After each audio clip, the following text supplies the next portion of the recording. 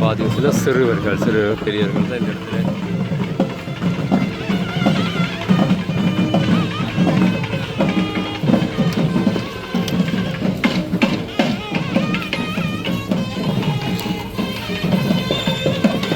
கூட போட வருகிறார்கள்.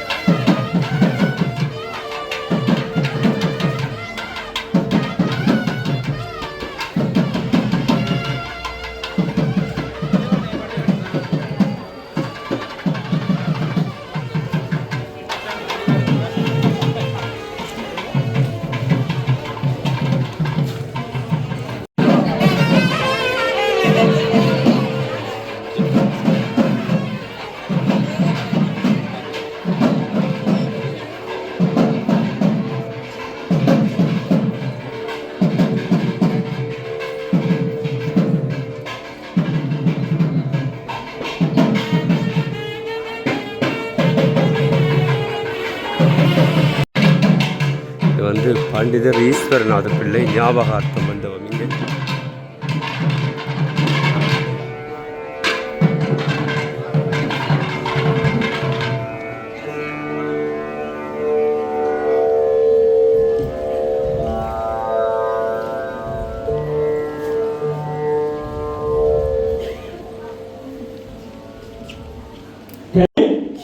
தமிழ்துறை முதுநிலை விரிவுரையாளர் திரு ஈஸ்வரநாத பிள்ளை குமரன் ஐயா அவர்களை தொடர்ந்து அழைக்கின்றோம்.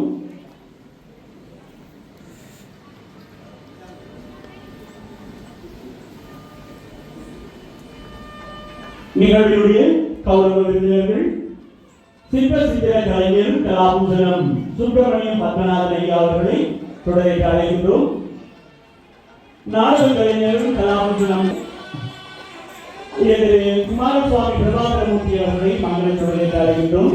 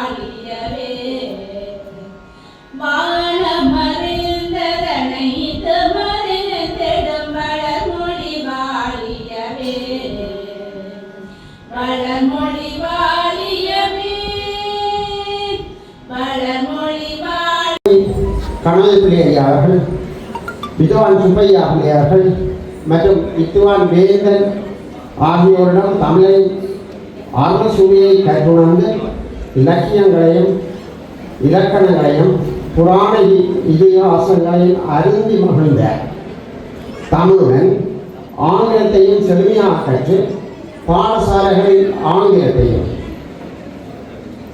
வீட்டிலே தமிழையும் போதித்து சிறந்தார். பண்டிதரிடம் கற்ற பல நூறு மாணவர்கள் விரிவுரையாளர்களாக, ஆசிரியர்களாக, ஊடகவியலாளர்களாக, கலைஞர்களாக இன்னும் சிறந்த தொழில் பணிகளிலே ஈடுபட்டு வருகின்றனர்.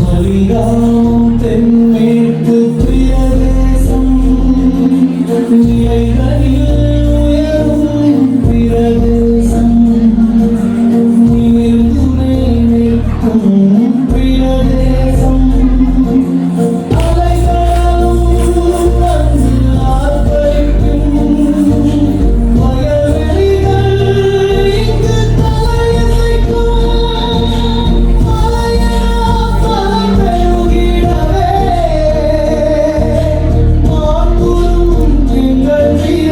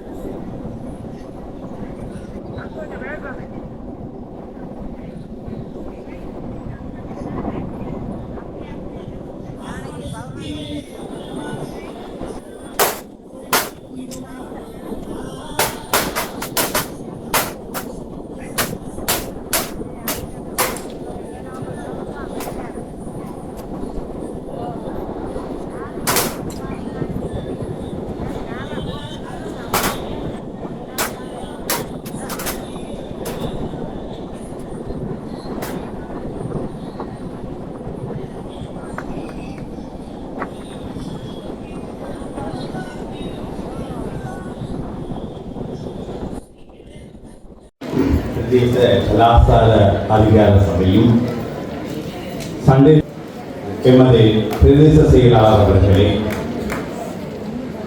இந்த நிகழ்வுக்கு பிரதம விருந்ததாக சபித்துக் கொண்டிருக்கின்ற யாழ் மாவட்ட அரசாங்க அதிபர் மதலிங்கம் பிரதீபன் அவர்களே,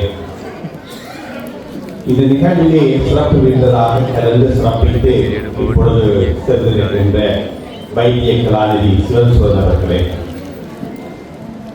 இந்த நிகழ்விலே கலந்து சிறப்பித்துக் கொண்டிருக்கின்ற கௌரவ விருந்தினர்களே, இந்த நிகழ்வை காண வருகை தந்திருக்கின்ற பெரியோர்களே, இந்த நிகழ்விலே பரிசில் பெற்று அமர்ந்திருக்கின்ற பெருந்தகைகளே, அன்புக்குரிய குழந்தைகளே, உங்கள் எல்லோருக்கும் எனது பணிவான கைகூப்புகள். மிக அருமையான ஒரு மாலை பொழுதிலே மிகச்சிறந்த நிகழ்ச்சிகளை எல்லாம் கண்டு கழித்துக் கொண்டிருக்கின்ற இந்நேரத்தில் எந்த அளவுக்கு எங்களுடைய பேச்சுக்கள் இருக்கும் என்று தெரியவில்லை. இந்த நாடகங்களை எழுதுகின்றவர்கள், அதுவும் கூடுதலாக துன்பியல் நாடகங்கள் போன்றவற்றை எழுதுகின்றவர்கள் இடையிலே ஒரு நகைச்சுவை பாத்திரங்களை கொண்டு வருவார். வடமொழி நாடகங்களிலே விதூஷகர்கள் அந்த இடத்தை பெறுவார்கள். விதூஷகர்கள் அவர்கள் பெயர் நகைச்சுவையாளர். ஆங்கில நாடகங்களிலே ஜெஸ்டர் அல்லாவிட்டால் கிளவுன் அந்த இடத்திலே வருவார்கள். கிட்டத்தட்ட நானும் அப்படித்தான். மிக சுவையான நடன நிகழ்வுகள், இசை நிகழ்வுகள், போர்க்கலை போர்க்கலை நிகழ்ச்சிகள் இவற்றையெல்லாம் பார்த்து ரசித்துக் கொண்டிருந்த உங்களுக்கு மத்தியிலே ஒரு திருப்பு முனையை ஏற்படுத்துகின்ற முகமாக நான் பேச வந்திருக்கிறேன். இந்த அரங்கம் என்னுடைய தந்தையார் பண்டிதர் ஈஸ்வரநாத பிள்ளை அவர்களுடைய பெயரை தாங்கி இருக்கின்றது. நான் நினைக்கின்றேன், ஒரு தந்தையின் பெயரில் அமைந்த அரங்கிலே ஒரு மகன் பேசுவது இதுதான் முதல் தடவையாக இருக்கும். என்னை அவையத்திலே முந்தி இருக்க செய்த ஒரு மிகப்பெரிய ஒரு ஆளுமை என்னுடைய தந்தையார். அவருக்கு முதல்ல நான் சிரம் தாத்தி வணங்கிக் கொண்டு, இந்த கலை ஒரு மிக மகத்தான ஒரு சிறப்பு பொருந்தியல். இலக்கியம் என்பதும் ஒரு கலைதான். இலக்கிய கலை என்று சொல்லி ஆச்சார் ஞானசம்பந்தர் ஒரு அருமையான ஒரு நூலை எழுதி இருக்கிறார். இலக்கியமும் கலை. இந்த உலகத்திலே இருக்கின்ற எல்லா செயல்களுமே கலைகளாக மாறி இருக்கின்றன. ஆய கலைகள் 64 என்று நாங்கள் சொல்லிக் கொள்கின்றோம். குமரகுருவருடைய அந்த வெண்டாமரை கன்று நிற்பதன் தாங்க இருக்கின்ற அந்த பாடலை நாங்கள் படிக்கின்ற பொழுது அதை வருகின்றது. ஆய கலைகள் 64 ஏய உணர்விக்கும் என்ன. ஆனால் அந்த 64 கிளைகளும் எவை என்று நாங்கள் எப்பொழுது தேடி இருக்கிறோமா என்றால் இல்லை. ஆனால் அந்த 64 கிளைகளுக்குரிய அந்த பட்டியலை நீங்க பார்த்தீர்கள் என்றால் அதிசயப்படுவீர்கள். அதற்குள்ளே இசைக்கலை, நடனக்கலை என்பவற்றுக்கு அப்பாலே மக்கள் ஆற்றுகின்ற தொழில்கள் எல்லாம் கலைகளாகவே பதிவு செய்யப்பட்டிருக்கின்றன. உப்பு விளைவிப்பதும் ஒரு கலை, சமையல் செய்வதும் ஒரு கலை, ஒரு கூட்டத்தை ஒழுங்கு செய்வதும் ஒரு கலை, அந்த கூட்டத்திலே நிகழ்ச்சிகளை தொகுத்து வழங்குவதும் ஒரு தனிக்கலை. ஆகவே கலை என்பது ஒரு கலந்து விரிந்த ஒரு சமுத்திரம் போல இருக்கின்றது. இன்றைக்கு ஆய கலைகள் 64 அல்ல, அவற்றுடைய எண்ணிக்கை இன்னும் அதிகமாக பெருகிவிட்டது. இங்கே இந்த உலகம் முழுவதையுமே ஆளுகின்ற தனி சிறப்பு என்பது கலைக்கு இருக்கிறது. இந்த கலைக்கு இருக்கின்ற ஒரு மகத்தான சிறப்பு என்னவென்று சொன்னால், அது நிகழ்த்துபவரையும் அதனை பார்க்கின்றவரையும் ஒருங்கே மகிழ்விக்கின்ற தன்மை கொண்டது. இது மற்றவற்றுக்கு இல்லை. ஒரு கலையை நிகழ்த்துகின்ற பொழுது ஒரு கலைஞனும் தன்னை மறந்து ஒரு மகிழ்வான நிலைக்கு போகின்றார். அந்த கலையை பார்த்துக் கொண்டிருக்கின்றவர்களும் தம்மை மறந்து ஒரு மகிழ்ச்சியான ஒரு சூழலுக்குள்ளே போகின்றார்கள்.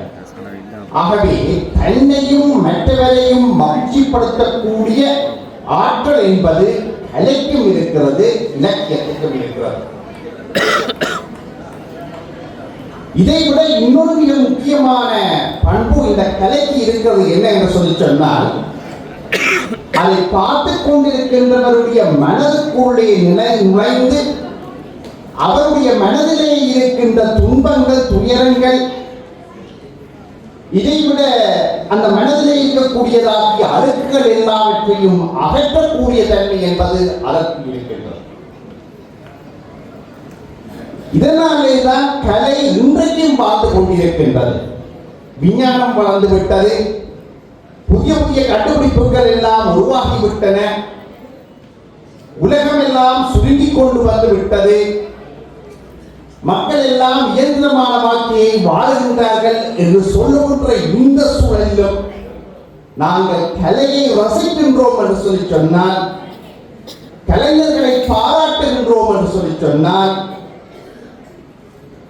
நிகழ்ச்சிகளிலே கலைக்கு ஒரு முக்கியத்துவத்தை கொடுக்கின்றோம் என்று சொல்லி சொன்னால், அந்த கலை என்பது எங்களுக்குள் இனம் புரியாத ஒரு பெரிய மாற்றத்தை உருவாக்குகின்றது என்பதனாலே தான். அப்படிப்பட்ட கலையை, இலக்கியத்தை வளர்க்க வேண்டிய மாபெரும் பொறுப்பு எங்களுடைய கைகளிலே இருக்கின்றது. அந்த பொறுப்பை நான் நினைக்கிறேன் எங்களுடைய சங்கிலிப்பாய் பிரதேச செயலகம் மிக அர்ப்பணிப்போடு செய்து கொண்டிருக்கின்றது. ஏனென்றால் இங்கே எத்தனையோ பல கலைஞர்களை நாங்கள் காணக்கூடியதாக இருக்கிறது. இந்த தேசிய கலை இலக்கிய போட்டிகளிலே பரிசு பெற்றவர்களை எல்லாம் நீங்கள் இங்கே பாராட்டினீர்கள். அந்த பாராட்டுக்கள் ஒவ்வொன்றும் எங்களுடைய கலைஞர்களுக்கு கிடைக்கின்ற பொழுது எனக்கு மட்டில்லாத ஒரு மகிழ்ச்சி ஏற்பட்டது. என்ன என்று சொன்னால், சென்ற தடவை நடைபெற்ற போட்டிகளுக்குரிய தேர்வுகள் எல்லாம் என்னுடைய கைக்குள்ளாலே தான் போனது. இந்திய பிரதேச செயலகத்திலே போட்டிக்கு வந்த அந்த ஆக்கங்களை எல்லாம் மதிப்பீடு செய்தது நான். ஆகவே நான் தரமானவர்களை தெரிவு செய்து கொடுத்திருக்கின்றேன் என்கின்ற அந்த மன சந்தோஷம் எனக்கு இருந்தது. அதனாலே இன்றைக்கு தேசிய மட்டத்திலே அவர்களும் சாதிக்கக்கூடியதாக இருந்தது. ஆரம்ப காலகட்டங்களிலே தேசிய கலை இலக்கிய போட்டிகளுக்கு ஆக்கங்களை கூறினால் 2 அல்லது 3 ஆக்கங்கள் தான் பெறும். திறந்த பிரிவு, அதிசிரேஷ்ட பிரிவு, சிரேஷ்ட பிரிவு, கனிஷ்ட பிரிவு இவற்றை பார்த்தீர்கள் என்று சொல்லி சொன்னால் மிக மிக ஆக்கங்கள் குறைவு. சிறுவ பிரிவுகளை பார்த்தால் ஓரளவுக்கு வேறு. ஆனால் திறந்த பிரிவுகள், சிரேஷ்ட பிரிவுகள், அதிசிரேஷ்ட பிரிவுகளை பார்த்தீர்கள் என்றால் எழுதுகிறவர்களுடைய எண்ணிக்கை மிக குறைவாக இருக்கும். கலாச்சார உத்தியோகத்தர்கள் இந்த ஆக்கங்களை எல்லாம் பெற்றுக்கொள்வதற்காக பெரும் கஷ்டப்படுவார்கள். எழுதுங்கள் என்று சொல்லி கேட்பார்கள். ஆனால் மிக அண்மை காலமாக நாங்கள் காணக்கூடிய ஒரு நல்ல செய்தி என்னவென்று சொல்லி சொன்னால், ஏராளமானவர்கள் போட்டி போட்டுக்கொண்டு ஆக்கங்களை எழுதுகின்றனர். எங்களுடைய குலத்திலகம் ஐயா அவர்கள் இங்கே குறிப்பிட்டு சொல்லக்கூடிய ஒருவர், மிக முக்கியமான ஒருவர். ஏனென்றால் அவர் இளமை குடிப்போடு இப்பொழுதும் எழுதிக் கொண்டிருக்கிறார். முதுமை என்பது ஒரு தடை அல்ல.